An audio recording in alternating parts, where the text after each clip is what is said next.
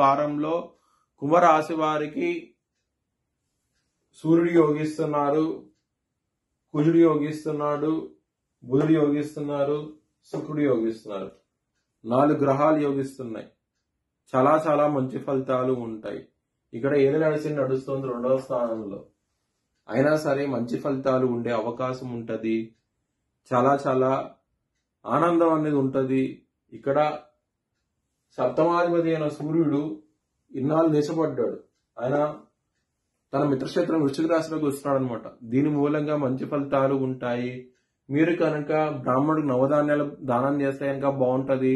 నవగ్రహాలకి మీరు ప్రదక్షిణాలు చేస్తే కనుక ఇంకా మంచి ఫలితాలు ఉంటాయి.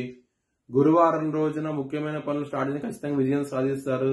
ఆదివారం రోజున, మంగళవారం రోజున ముఖ్యమైన పనులు స్టార్ట్ చేయకండి. స్టార్ట్ చేసిన వ్యతిరేకత ఫలితాలు వస్తాయి. ఇబ్బంది పడే అవకాశాలు